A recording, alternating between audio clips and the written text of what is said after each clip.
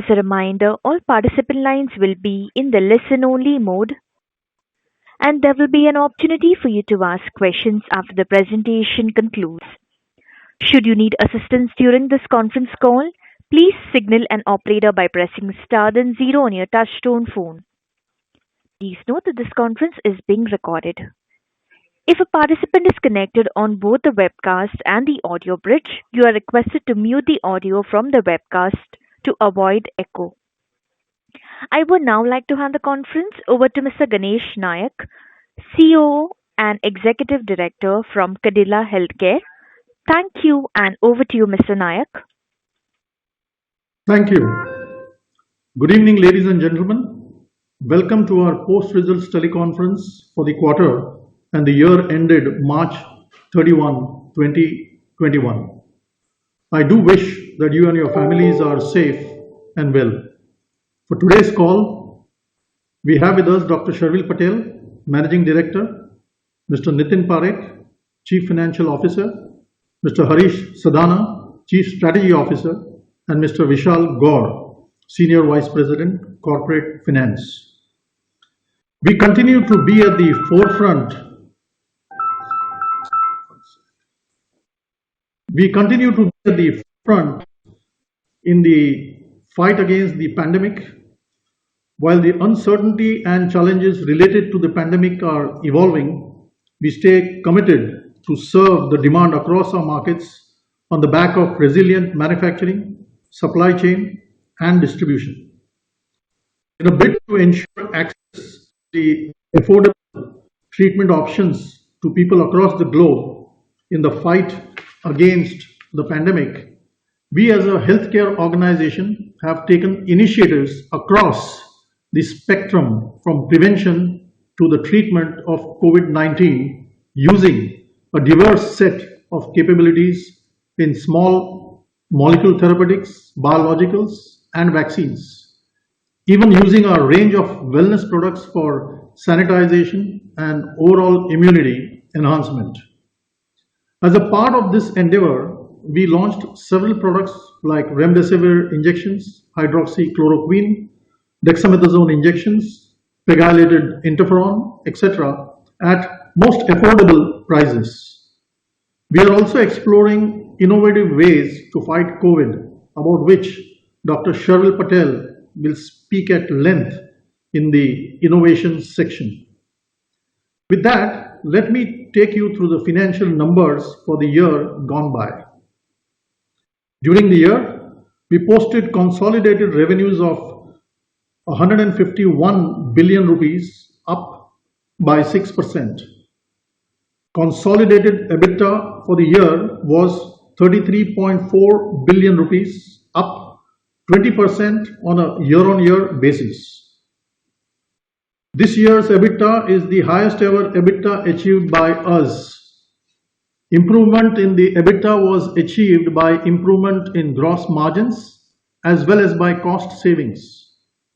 The improvement in gross margin was achieved due to better product mix management and supported by an innovative product portfolio. Cost rationalization initiatives helped in either lower growth in expenses or absolute reduction in expenses as compared to the previous year. We expanded our EBITDA margins by 260 basis points to 22.1% against the 19.5% registered last year, which is FY20.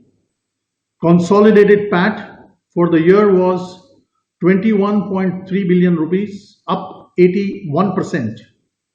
Excluding certain exceptional and non-recurring items, our PAT grew by 44% during the year.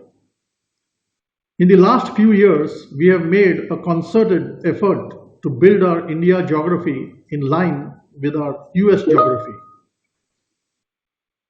From nearly 50% of revenues coming from the US and about 37% coming from India in FY18, we closed FY21 with both the geographies contributing almost equal. Further, our efforts to strengthen the balance sheet have resulted into a net debt reduction of 35 billion rupees, and our net debt stands at 35 billion rupees as of the 31st of March 2021 against 70 billion as of 31st March 2019. Net debt of 35 billion rupees and net debt to EBITDA of 1.06 times as on the 31st of March 21 are the lowest in the last 5 years.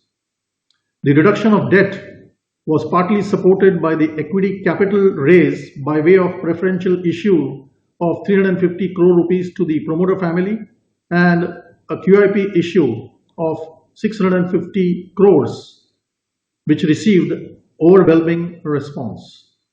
Meanwhile, the acquisition of Heinz by Zydus Wellness has been integrated well and is on the growth path, which is also well recognized by the investor community. Coming to the quarterly financial numbers, during the fourth quarter of FY21, we posted consolidated revenues of 38.5 billion rupees, up 3% year on year. Consolidated EBITDA for the quarter stood at 8.6 billion rupees, up 8% year on year. Excuse me. Overall, we expanded our EBITDA margins by 110 basis points to 22.2% against the 21.1% registered in Q4FY20. Consolidated PAT for the quarter was 6.8 billion rupees, up 73% year on year. Excluding certain exceptional and non-recurring items, our PAT grew by 21% during the quarter. Despite all the challenges posed by the pandemic, our India geography, comprising of human health, consumer wellness, and the animal health, witnessed a strong growth of 18% on a year-on-year basis, registering sales of 17.7 rupees during the quarter. For FY21, our India geography business registered a robust growth of 9% and posted sales of 64.8 billion rupees. The US geography, comprising of generics and our specialty portfolio, registered sales of 15.1 billion rupees during the quarter, down 6% quarter on quarter. Lower offtake coupled with pricing pressures in some of our products constrained the revenues for this quarter. In addition, Asacol HD is also signaling offtake pressures. We expect this trend to continue in the current quarter too. On a full year basis, the business posted sales of 64.45 billion rupees, up 3%. Our emerging markets business witnessed a healthy growth of 46% during the quarter and posted a sales of 2.5 billion rupees. On a full year basis, the business posted a sales of 10.17 billion rupees, up 16%. Now let me take you through the operating highlights for the fourth quarter of FY21 for each of our business lines. Starting with our human health business in the India geography, the pharmaceutical market in India showed signs of sustained recovery as it grew in a mid-single digit for the second quarter in a row, with a 5.3% growth during the Jan-March 21 quarter. Performance of our business also showed signs of recovery over the last 2 quarters on the back of steady improvement in demand. In fact, we were the third fastest growing company amongst the top 10 Indian pharma companies during the quarter gone by. Our specialty cluster grew faster vis-a-vis the mass cluster and in turn led to the better performance vis-a-vis the market. Overall, the human health formulations business posted sales of 10.23 billion rupees during the quarter 4 of FY21, up 15% on a year-on-year basis, largely driven by volume growth. Branded generics business grew by 16% on a year-on-year basis during the quarter. On a full year basis, the business showed a sign of revival and posted sales of 40.4 billion rupees with a growth of 9%. We have observed a significant shift in the way the interaction amongst doctors and pharmaceutical companies is happening with the use of digital mode during the second wave of COVID-19. And we believe that the demand to consult patients through digital mode will continue to be on the rise. On the back of continued revival in the economy, coupled with the lower base impact, our consumer wellness business witnessed a strong surge in revenues, with all the brands growing in double digits during the quarter. Overall, our business grew by 22% on a year-on-year basis to 6 billion rupees, led by volume expansion. Sales growth for the year was 6%. Our animal health business posted sales of 1.5 billion during the fourth quarter, up 25%, and rupees 6 billion during the year, up 25%, and rupees 6 billion during the year, up 16%.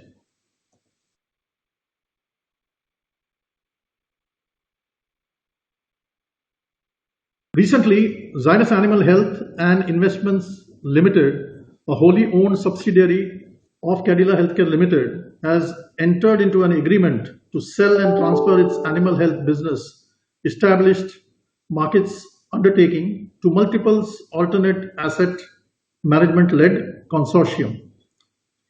Now let me take you through the performance of our US formulations business. Despite increased competition and pricing pressure, our US generics business continued to grow the overall volume and maintained a top 3 ranking in about 60% of the product families that we are in. During the quarter, we launched 13 new products in the US, taking the cumulative number of new product launches for the year to 30. We received approvals for 4 new products during the quarter, taking the cumulative number of approvals for the year to 35. New product approvals for the year include 7 first cycle approvals, 2 first generic approvals, and 2 first wave generic approvals. We filed 22 ANDAs with the US FDA during the year. With that, our cumulative number of ANDA filings and approvals now stand at 412 and 317 respectively. We are building a portfolio of complex injectables in the US. We have launched a few complex injectables such as Fondaparinux and doxorubicin liposomal injection in the last couple of years, and we expect to launch one more complex injectable soon. This concludes the business review. I would now request Dr. Sharvil Patel to take you through the progress and initiatives in our innovation program. Thank you. Thank you, Mr. Nayak, and good evening, ladies and gentlemen. As you are aware, in the fight against the COVID-19 disease, we have been exploring various innovations as part of our initiatives in therapeutics as well as the wellness space. This includes development of 2 vaccines to combat the spread of the virus, exploring the biological route, including repurposing of existing drugs to offer alternate treatment options to the patients, and evaluating a few small molecules to treat COVID-related complications. Let me first give you an update on our COVID portfolio. As you already know, our DNA vaccine candidate Zycov-D, targeted at combating COVID-19, is currently undergoing phase 3 clinical trials in India and will be up and post SEC and DCGI approvals of phase 1, phase 2 adaptive clinical trial results. The trials have been conducted in over 28,000 subjects across 60 sites to evaluate the efficacy of the vaccine. The population selected for the trial includes people in the age group of over 60 years, those between the age group of 18 to 60 years, with and without comorbidities, and those in the age group of 12 to 18 years. We have submitted the data to publish the results of our phase 1 clinical trials, and the results will be published soon in a peer-reviewed journal. We have also put up a plan for the production of large-scale manufacturing of the ZyCoV-D vaccine, and the plant is ready for commercialization by end of June 2021. For our second vaccine candidate, the ZyCoV-MV targeted at COVID-19, we have received an approval from the RCGM to carry out the preclinical and safety toxicity studies during the quarter. Coming to biologics, we have successfully completed a phase 3 clinical trial for our pegylated interferon alpha 2b, brand named Virafin, in the treatment of moderate COVID infections in adults. Recently, in the month of April, the DCGI did grant us the emergency use approval for pegylated interferon in the treatment of moderate COVID infections. In order to facilitate the treatment of COVID-19 globally, we will be seeking permission from other regulatory authorities in different countries to file for registration of the product in those markets. The molecule is very potent antiviral agent, and post its launch, the initial results are extremely encouraging, and we have seen an increased demand from many of the hospitals and government institutes. The product is part of now the Karnataka state treatment protocol, and 4 other states are considering it to include it same in the treatment protocol. During the quarter, we completed a preclinical tox studies for our novel biotherapeutic cocktail of monoclonal antibodies directed towards the spike protein of the virus SARS-CoV-2. The novel biotherapeutic cocktail of monoclonal antibodies can emerge as one of the main treatments for mild COVID-19 cases, as it has been designed to have a long half-life protection for a long period of time, has reduced immune effector functions to minimize potential tissue damage side effects of the virus neutralizing monoclonal antibodies, and are better equipped to deal with variants that single monoclonal antibodies based products cannot. We are currently seeking permission from the drug regulator to initiate our clinical trials for this cocktail of monoclonal antibodies. On the NCE front, our desidustat successfully completed phase 2b trials in Mexico for the treatment of hypoxia in hospitalized COVID-19 patients, and the data shows potential of desidustat in helping in the ARDS disease. With this, let me take you to the update and progress made by us on the other critical R&D projects that are also targeted. On the NCE front, this year has turned out to be a very encouraging one, as a lead molecule, saroglitazar magnesium, received an approval from the DCGI for the treatment of non-alcoholic fatty liver disease, which is called NAFLD, and thus became the first medicine for the treatment of NAFLD. In fact, the drug has been approved by DCGI in India for 5 indications: diabetes dyslipidemia, hypertriglyceridemia, NASH, NAFLD, and type 2 diabetes. On the global development front, this molecule is at different stages of clinical development for multiple indications in the US and Europe.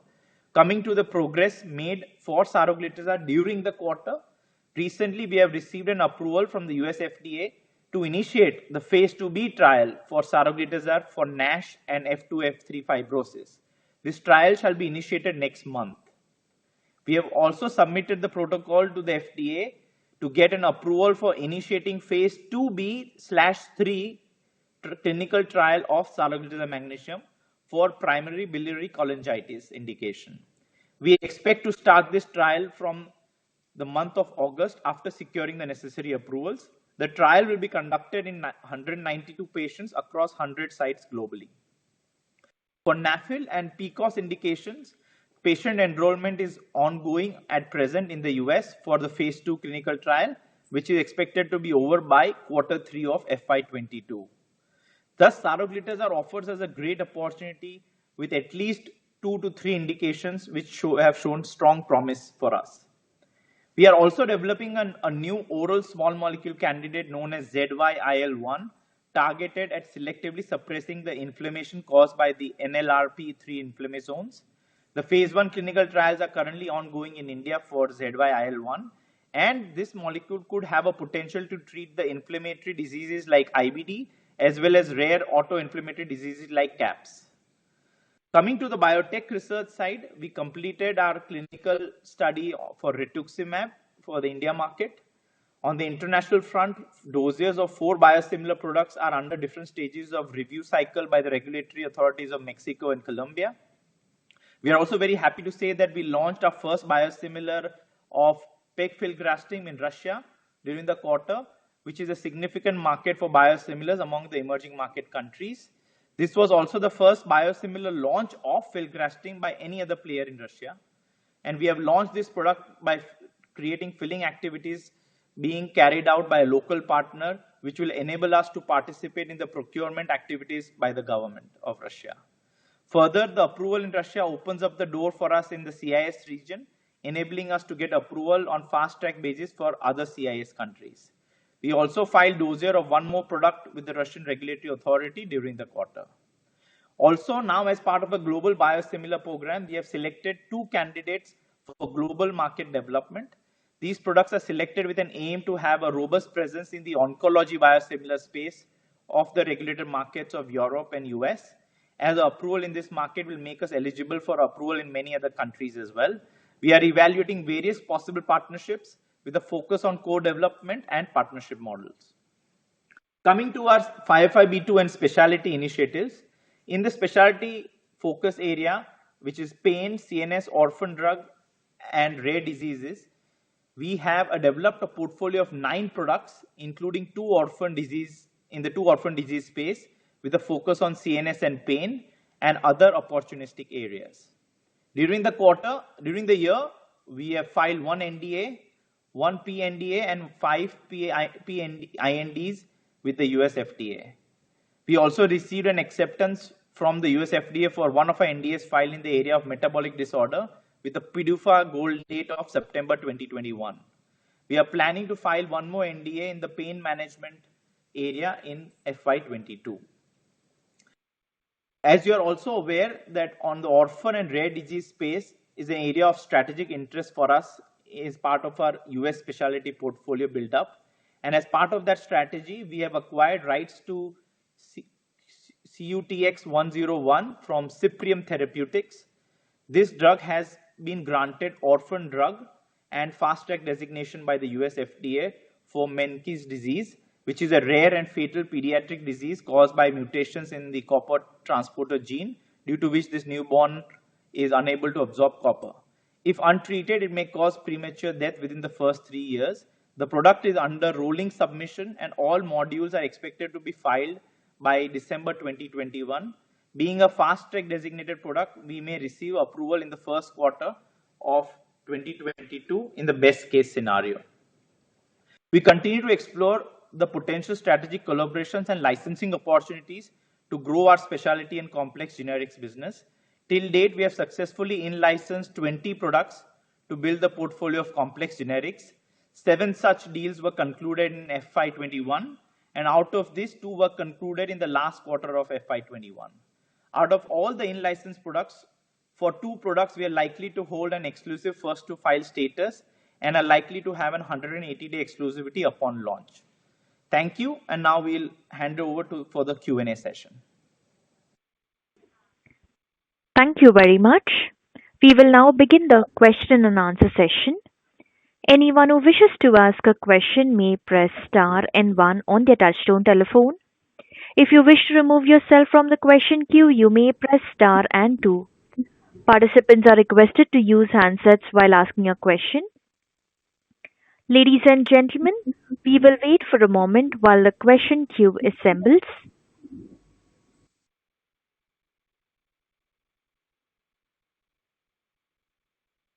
The first question is from the line of Damayanti Kerai from HSBC. Please go ahead.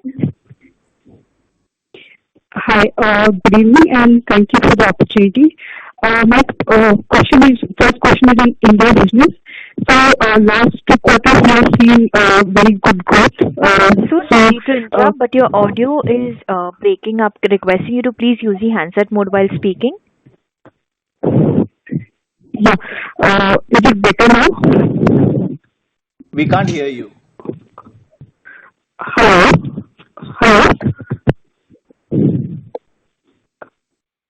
Maybe you can Hello. speak Am I clearly. I'm sorry, ma'am, but you're not clearly audible. hello? Am I audible now? Yes, Yeah, you may thank you. speak You may slowly. continue. Yes. Okay. Sir, my first question is on India business. So, last 2 quarters, we have seen very good momentum. So, first, can you tell us like what is the contribution from COVID-related products?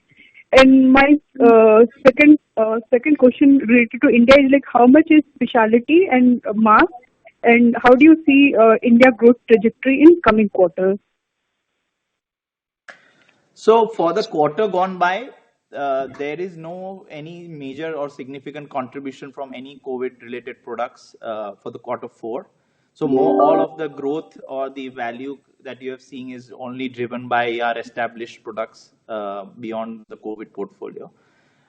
If you look at the split of our business, we have about a 60-40 split between mass and specialty for the last quarter. And both the businesses have grown better than the market, but the specialty business has significantly done better than the market. And going forward, we definitely see this trajectory still continuing in the coming quarters also. And with the important launches that we have had earlier and some of the new brands, they are also tracking very well in the diabetic space and in the cardio space. So that business continues to deliver.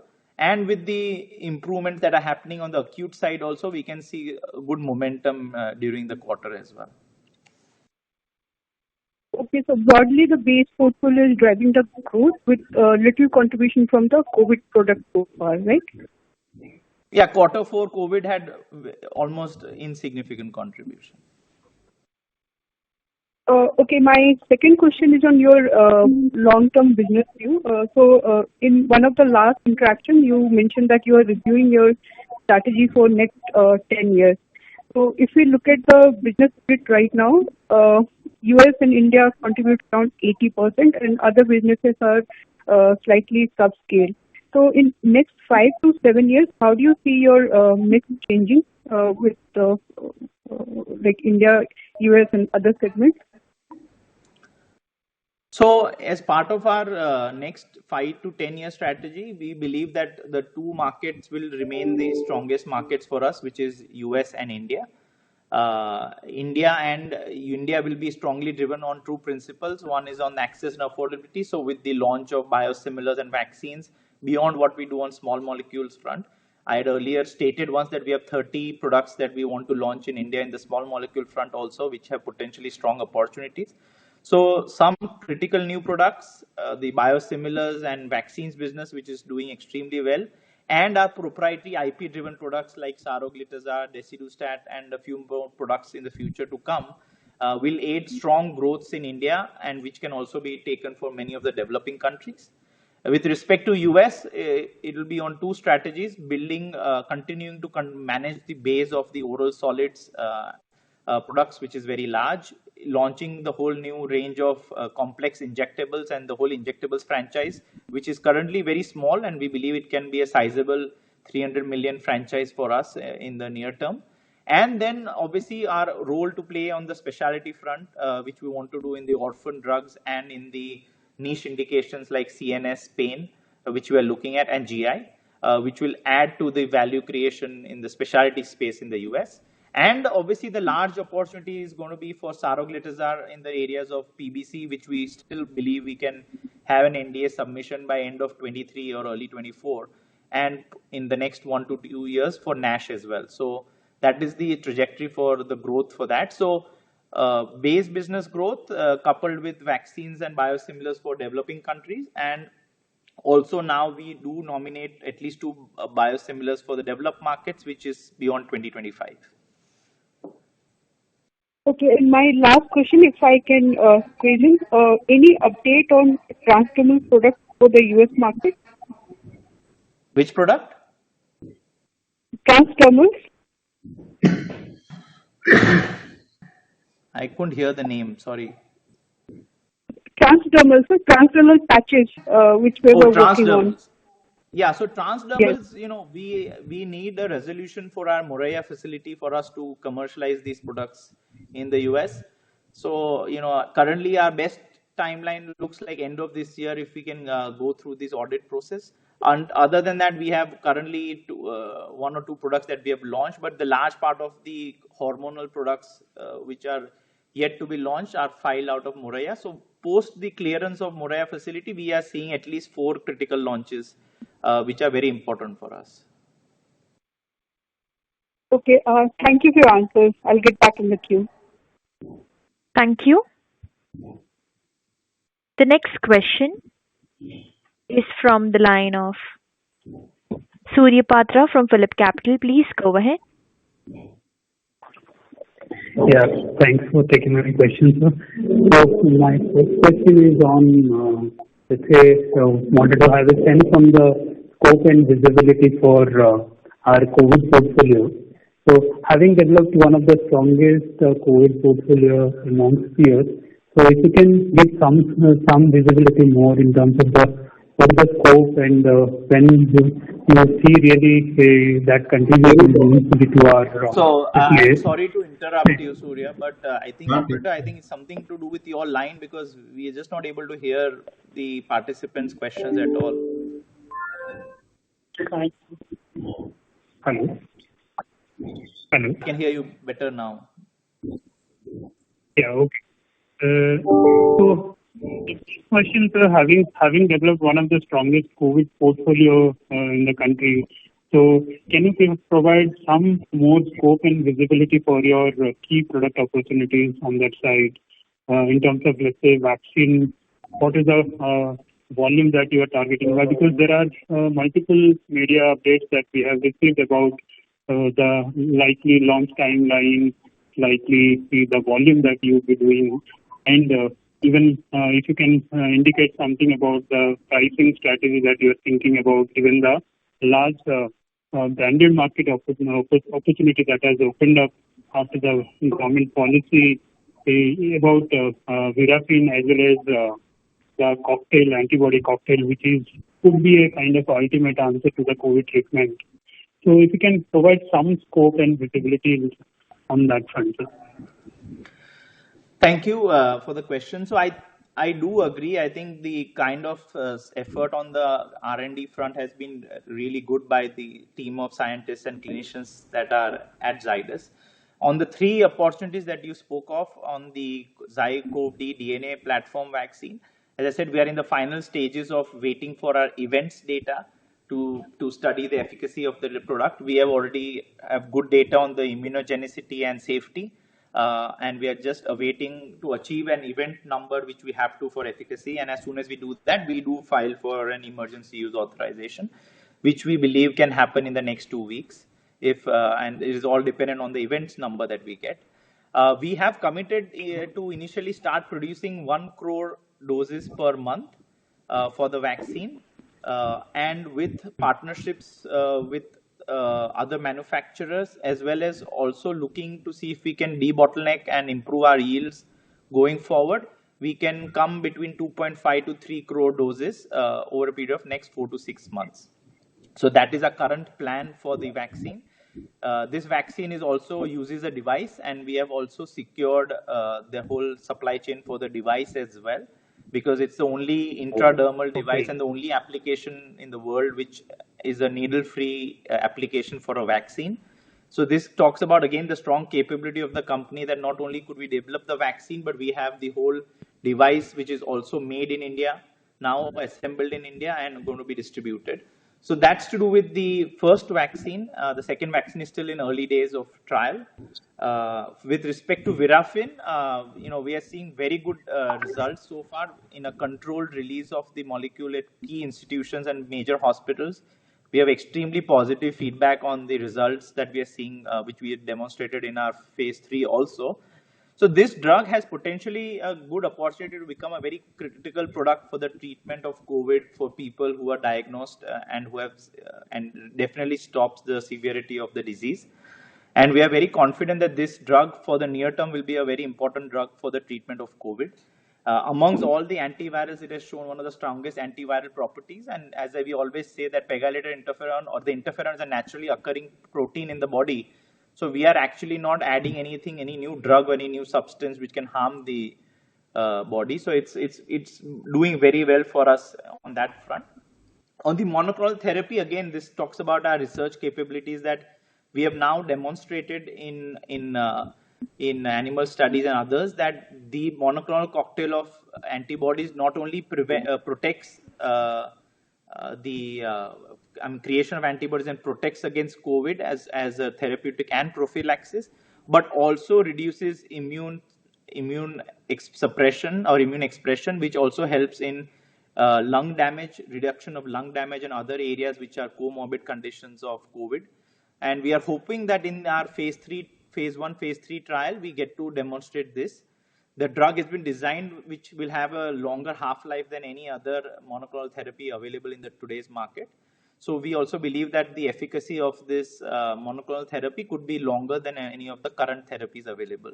And all of these three will remain an important area from the therapeutic point of view for the treatment of COVID, and we are working on it. We also have some oral drugs that are under development, and our commitment has been that we will continue to develop drugs for COVID. Sure.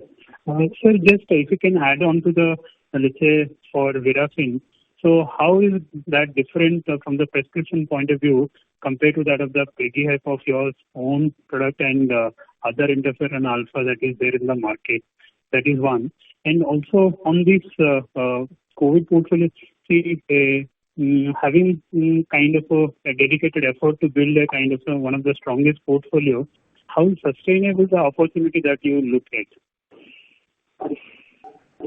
So on pegylated interferon, it's a biological product. So every biological is not the same. Every biological is considered as a new drug. So I think it is every similar biologic is different than the other, and they all have to prove their clinical efficacy. Okay. And we have proven the clinical efficacy. It's very critical how you pegylate the molecule and how you produce the interferon, which is a very complicated process. So I don't think we can compare two interferons in the market. And second part to your question is, I think COVID treatment protocols will remain critical and essential, and we have committed to being able to provide. Okay. So I have a couple more questions, but there is some disturbance. I'll come back in the queue. Thank you. The next question is from the line of Neha Manpuria from JP Morgan. Please go ahead. Yeah, thank you for taking my question. Am I audible? Yes. Yes. Yes, ma'am. You may go ahead. Okay, thank you so much. On the US, we did see, erosion quarter on quarter, in the March quarter. In the opening comment, there was something about Asacol HD, seeing lower offtake, also dealing some offtake pressure. So could you give some color on the US business and how we see that panning out, the base business? So I think on the Asacol front, the market shares have remained stable, so there is no issue with that. The offtake are on two things. One is because of COVID issues in the US also. Maybe there was, the prescription had slowed down for all drugs and potentially for Asacol also. So that is one impact of it. And the other is the stock adjustments that happened quarter on quarter, which would lead to some of that correction. So we believe that from quarter 2 onwards, we would see a normalized activity on that. And so that is to do with Asacol. And with respect to others, we obviously didn't see any of the seasons related to flu, which was obviously a major impact as part of the quarter. And we have now seen some price erosions with price challenges, which will be offset over a period of time by more volumes and new products. And so in the US, we launched about 30 products this year. And this is the momentum that we can continue for the next 2 years? Yeah, so our aspiration is that we will achieve 40 to 45 launches, but comfortably at least 30 plus launches every year. Understood. And for the R&D, since we are starting, phase 2 trials for Saraglitazar, now that we've got FDA approval, how should we look at R&D going forward? So I think for the near term, in the next 1 to 2 years, I think we're still okay at around 8% of revenue as R&D expenses.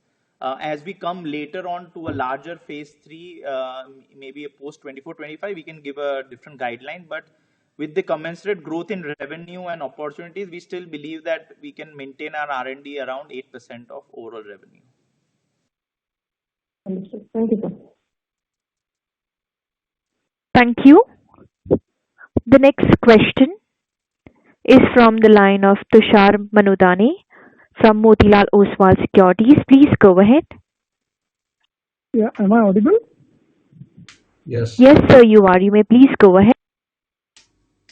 So just on this Zycovy front, while currently the supply rate can be 1 crore per month, and considering the checking with the industry experts, it suggests that the contract manufacturing capacity is kind of choco-block for other vaccines.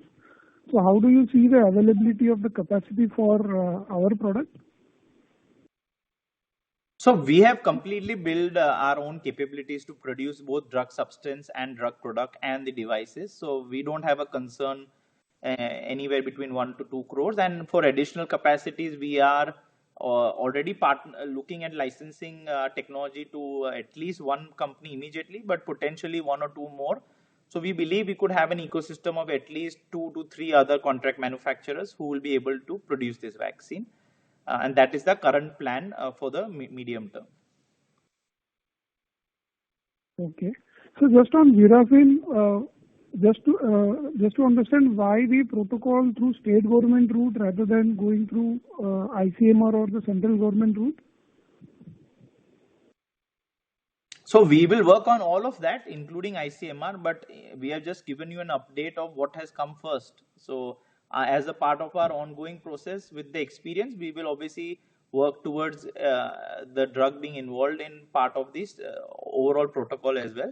But already through states, we have got some successes, and all major institutions, also like in AIIMS and some other institutions, we have seen good usage of this now. Understood. And just lastly, on the domestic formulation front, while the digital use has is being enhanced due to this pandemic situation, but how do you see this cost saving over FY22 as well because of increased use of digital tools?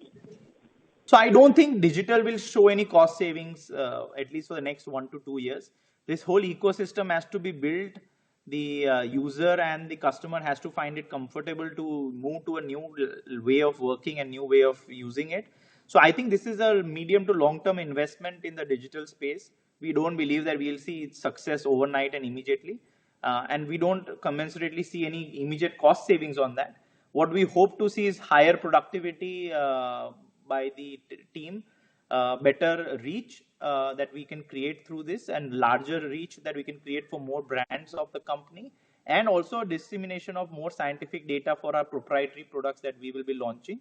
And our end goal is to make sure that we look at the disease management and how do we show compliance to the patients in terms of the dosing and the requirements that are there. So that is our overall game plan in terms of how do we improve better disease management for the disease that we are targeting for, and make it more compliant so that we can see better patient outcomes. But it is not something that can be achieved in a period of next 1 year. It is a 3 to 5 year journey now. Okay, so that helps. Thanks a lot. Thank you. The next question is from the line of Kunal Tamija from Emkay Global. Please go ahead. Thank you for taking my question. So first, housekeeping question on the vaccine front. So there is some confusion regarding what kind of what dosage regimen will we be applying for approval, whether it would be 2 dose or whether it would be 3 dose.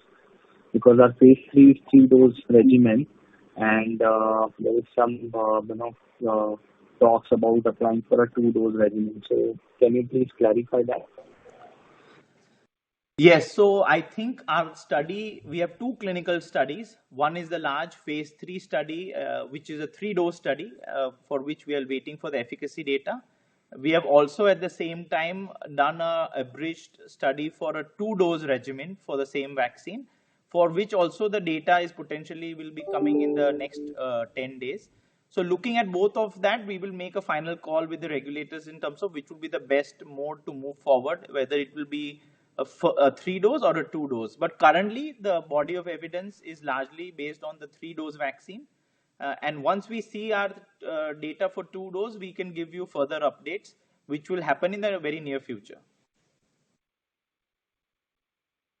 Sure. And secondly, on the saroglitazar trial for the PBC, so you suggested the trial would start in August.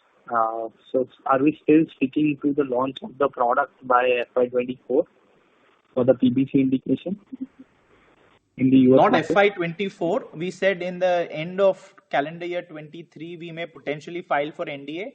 So it will be late. It will be at least not before FY25. In the year of FY25, we can see the launch. Sure. Thank you. Thank you. The next question is from the line of Sameer Baisiwala from Morgan Stanley. Please go ahead.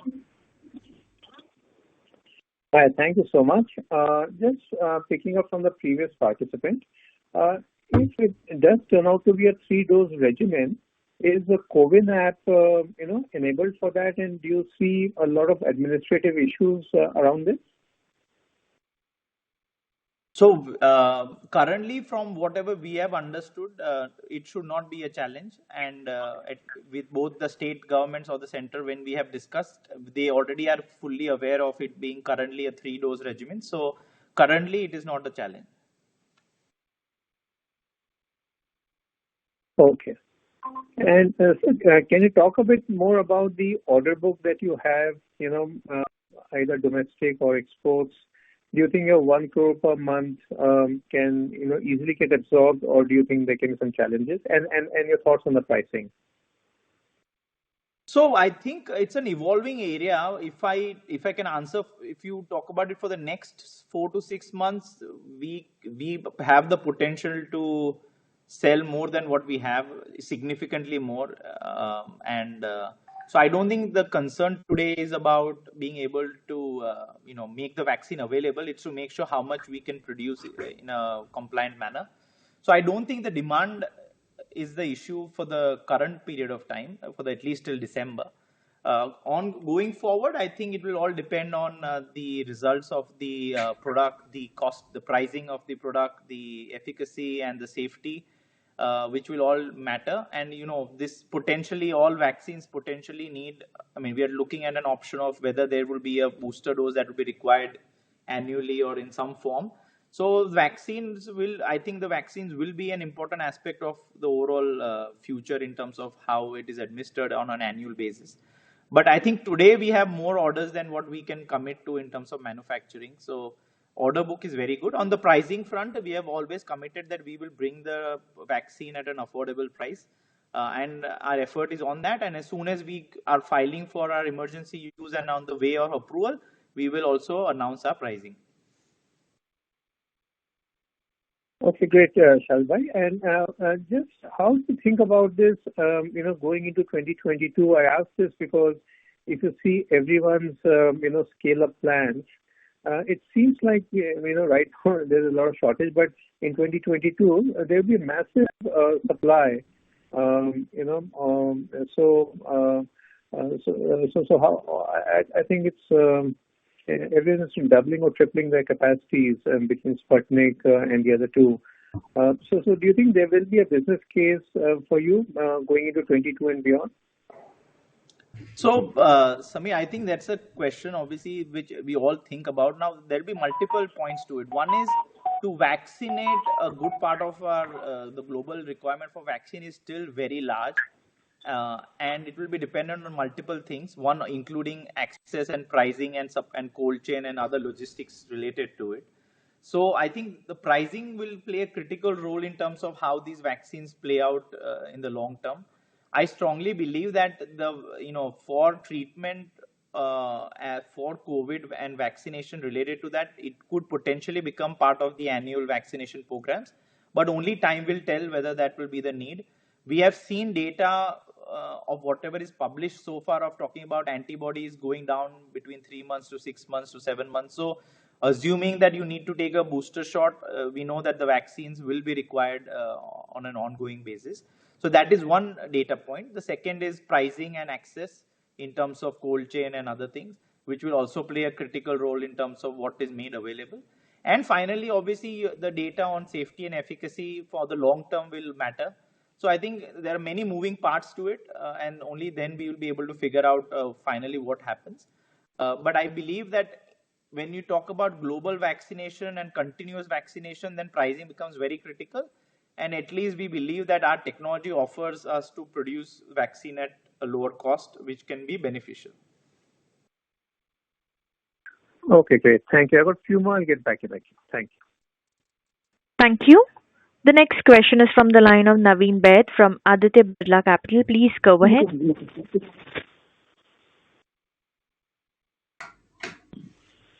Am I audible? Yes, sir, you are. You may please go ahead. Yeah. Okay. So my question is, the phase 3 clinical trials, the results from the phase 3 were supposed to be published somewhere, middle of April or end of April, but they've seem to have gone on well into June now. I mean, as per your comments, any specific reason why the phase 3 clinical trials have taken 40-45 days extra, especially since the endpoints were defined at the start? So, when you talk about efficacy, you have to hit an event number of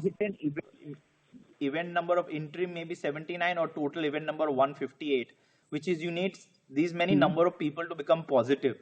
Now that is a statistical.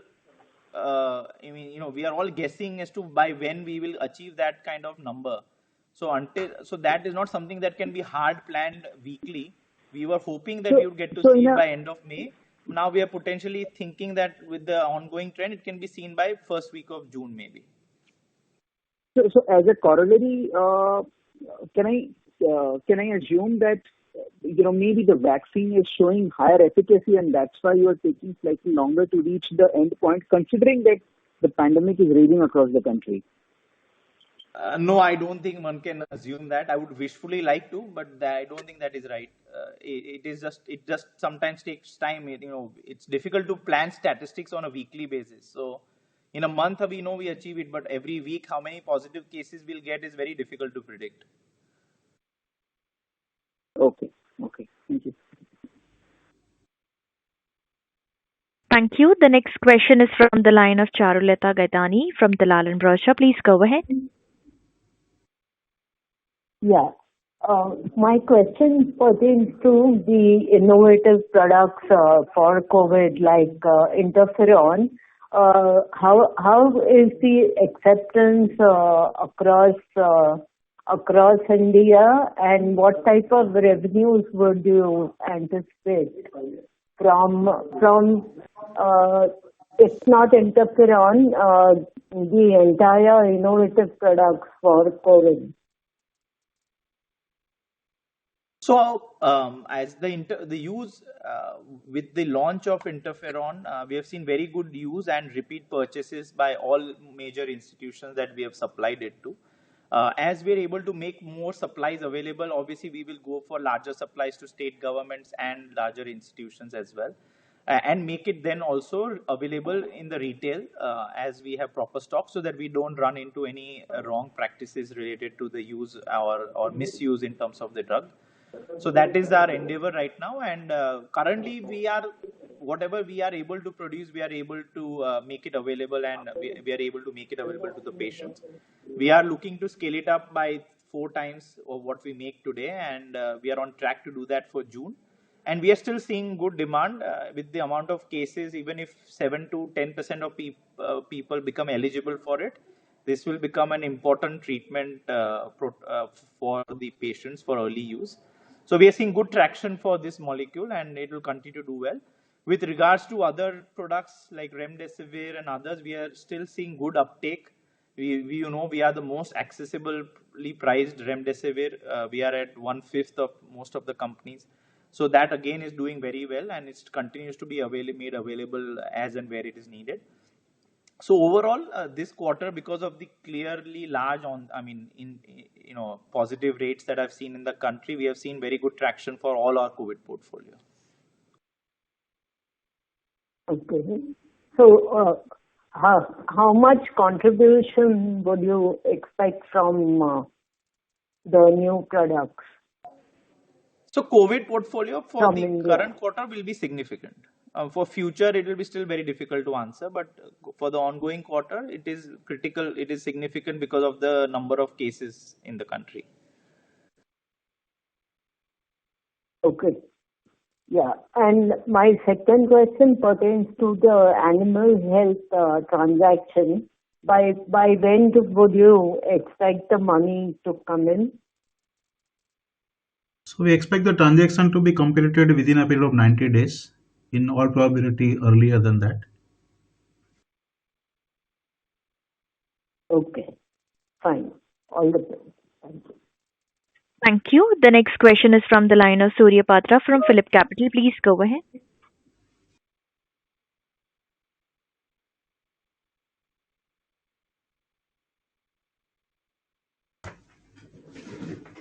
Mr. Surya Patra from Phillip Capital, you may please go ahead with your question, sir.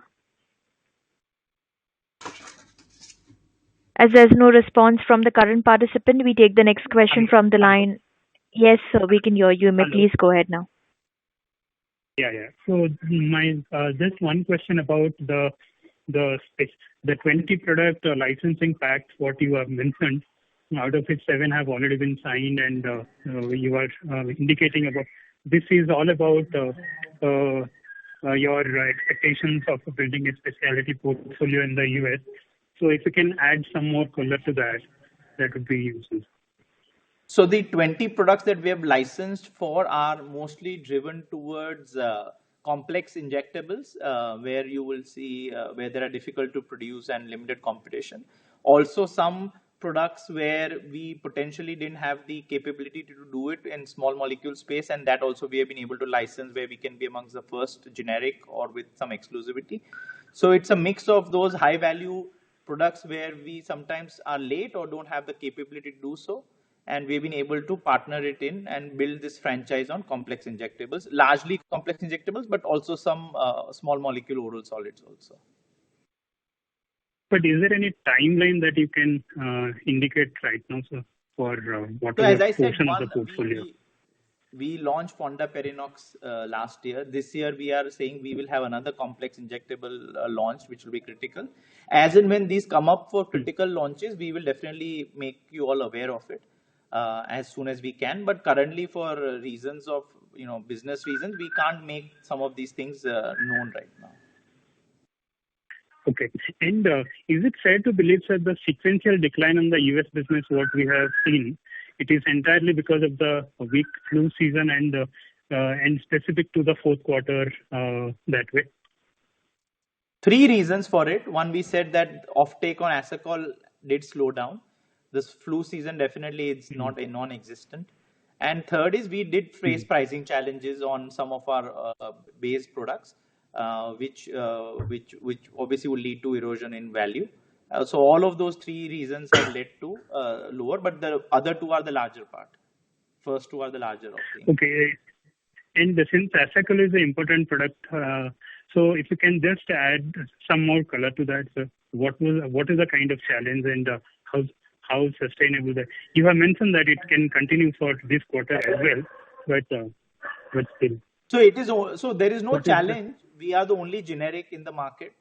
It's only a question of offtake, which can be for 2 reasons. One is inventory adjustments that happen by the distributors, and second is overall in the US prescriptions came down, and so did Asacol prescriptions come down. So both of those are the reasons for lower offtake. Okay. Just last question, sir, if I may. On the margin front, see, we know that this COVID portfolio could really surprise FY22 earnings in a big way. But on the core business front, what margin visibility or trajectory that one should really expect for Cadila? So again, without COVID portfolio also, our gross margin profile is actually much better than the COVID portfolio. you would see that in most of the portfolio that we have launched for COVID, we are one of the most accessible products or lowest price products, because our interest here is to make sure that we can make these drugs affordably available to the patients at large. So this is a conscious effort by the company to not charge what we would normally charge, but significantly reduce the pricing. So on the gross margin front, overall business delivered better gross margins. Our base business minus COVID also did extremely well and overperformed, as so in the health, animal health or the consumer health and the pharma business. So it was an overall good performance by the whole India geography, and not driven by COVID. So COVID does add to the profit, but the profitability is lower compared to the base business. Okay. For the outlook wise, if you can just provide some sense of what would drive that, and what margin trajectory for the base business that we should expect? Because there are so many things happening in the profitable progress in the domestic business, and the US is obviously getting the benefit of the export opportunity. And you have exited out of the animal business, which was not that great, or not fitting to the strategy, long-term strategy. So given all this, the base business itself looks positive sequentially in terms of profitable progress. So as I said, one is the India geography overall has made, more than 50% contribution to the quarter. The branded portfolio has done significantly well. Our consumer health business also has delivered very strongly. The second part is our portfolio. So the gross margins are good because the product mix has been very good. The second part is we always said that we are looking at around 22% margins for EBITDA on a sustainable basis. However, because of COVID, we would see some better results for the coming quarter, because obviously a larger sale of COVID products. But by and large, because of better utilization, better cost management, and making sure that we improved our health on the overall front by reducing the non-viable products, and now the proprietary products and IP-driven products also contributing, biosimilars contributing, all of that is improving the profile of the branded business. Sure. Thank you. Wish you all the best. Thank you. The next question is from the line of Jatin Kirani from Samatva Advisors. Please go ahead. Hi, Dr. Patel. Congratulations on a great set of numbers. I just had a question on, you mentioned there is another vaccine candidate that is under clinical trials. So just wanted to understand the thought process behind this second candidate that we have. Why are we pursuing that, considering we are on phase 3 of our main candidate?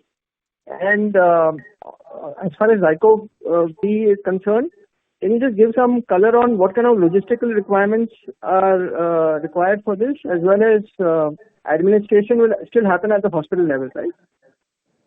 Thank you, sir. Yeah, so I'll answer the second question first. On the logistics and supply part of the ZyCoV-D, it has some of the least challenges, because it is thermostable. It is stable at 2 to 8 degrees, and it is stable at 25 degrees for more than 5 months now. So it is logistically, it will be definitely something that would be not a significant challenge compared to some of the other vaccines, and potentially it will lead to less wastage or less of all of those concerns related to mishaps in cold chain, because it's very stable. And obviously it will be given at medical centers with supervised by the nursing staff or whoever is. The good part of this vaccine is that it's an intradermal application, so it has a lot of benefits compared to the intramuscular injections that are given for other vaccines. And that benefit will definitely play out in terms of the acceptability of this vaccine when it gets rolled out into the general public. With respect to the other vaccine, when we were in the development phase of COVID, we were obviously wanting to work on beyond one strategy. So we have two opportunities. One was the DNA platform, and one is a measles vector-based platform. We believe that going forward, the whole virus understanding is evolving. We also know that there is mutation and other challenges that can be posed. And so I think from our point of view, we believe that it is prudent for us to have work on at least more than one technology. and we do have the capability to do so also. So we are going to move forward in a not as aggressive manner as we moved for the DNA vaccine, but definitely do the animal studies and maybe certain phase 1 studies to see if the new generation vaccines could potentially be better than the current vaccines. And that effort is an R&D effort which will continue. So we would want to bet on more than one vaccine, and we are making an effort to see whether the second platform is equally good or has some other advantages. Sure. And so as far as ZyCoV-D is concerned, I understand we are also doing trials, as you mentioned, for 12 to 18-year-olds. So will that make us the first vaccine, if once it gets approved, we will be the first vaccine that is applicable for children? So it definitely has the potential because we are covering more than 1,000 children. So it definitely will have that opportunity. And as I said, this vaccine is a needle-free application. So it will be far more suited for children because of the worry of giving needle injections and other things. So it is a pain, it doesn't have any onset of pain, it doesn't have site reactions, on-site reaction that happen with many intermuscular injections. So it will be far more suited for children also. And that is why we were approved to do a study in children because of the platform and the safety of this platform and obviously the way of administering it. So we are hoping that once we see the body of evidence and if it looks good, it will potentially be approved for children also. Sure. And as far as our capacity, you mentioned we will be starting off with a 1 crore per month capacity, which at some point will be ramped up to 3 crores a month, right? That's what we are planning. Yeah. So what would be the time frame for this ramp up? So initially we will be producing about 1 crore with partnerships and maybe some debottlenecking. We can first with partnerships in the next 4 months, we can probably improve it to another 50% more. And then if we are able to do any further, some incremental investment, we can then double our internal capacity, which would take around 6 months. And sir, can you give us some color on what would be the margins for this kind of a product? I understand we will have a very affordable product, but even at an affordable price point, what could be some guidance on the margin? So it's currently not easy to answer that. It will have. We have put in a lot of money and investment behind it. Yet we will also make sure that it is made affordable. So it will definitely be profitable. But it's very difficult to say yet because we are still in the scale-up phase to producing up to 1 crore doses and all of that. And once we are able to do that, and then obviously the pricing, then finally we can give you that answer. But at least as of today, it's a little premature for us to give you margin outlook. Sure. Thank you so much, sir. Good luck for everything. Thank you. The next question is from the line of Kunal Dhamija from Emkay Global. Please go ahead. Thank you. Thank you again.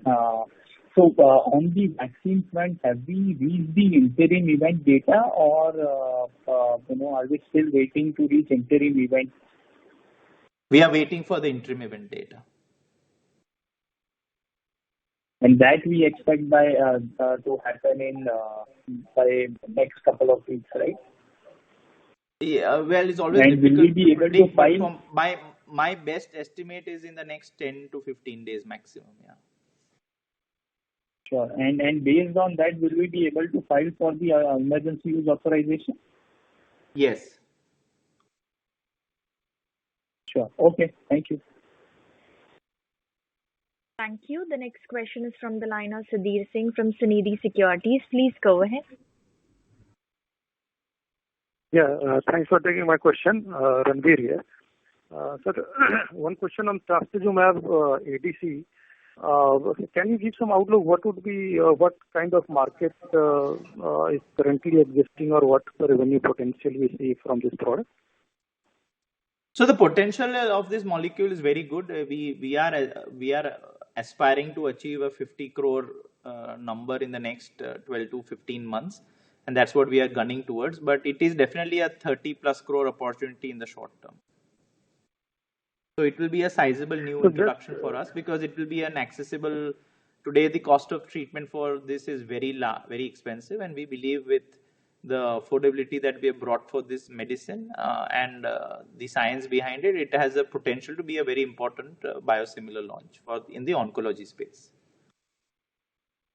Yeah, so wanted to understand from data, you mentioned roughly 2 lakh patients are currently on breast cancer. And I think most of them might be using this trastuzumab. Going by this, even 10,000 patient pool would give some 30 crore, more than 30 crore kind of market size. So of that 2 lakh, can we get more than 20-30% kind of market share in terms of patient pool? We will definitely get more than that. Okay, that is. And another bookkeeping question, other income is negative. So what is the reason in Q4? Vishal, you want to answer? Yeah, so actually, we have an agreement with one of the joint venture partners, and that is accounted for, as forward contract because of the certain terms of that agreement. Under that forward contract, we had a loss on fair valuation, which hitherto we were having gain. So the cumulative loss for the year has been accounted for as a negative, amount in the other income side. And that amount is about 49 crore rupees for the quarter. Yeah. Okay. Yeah, and the last one, if this quarter we have a very strong boost from wellness business and some COVID-related portfolio also.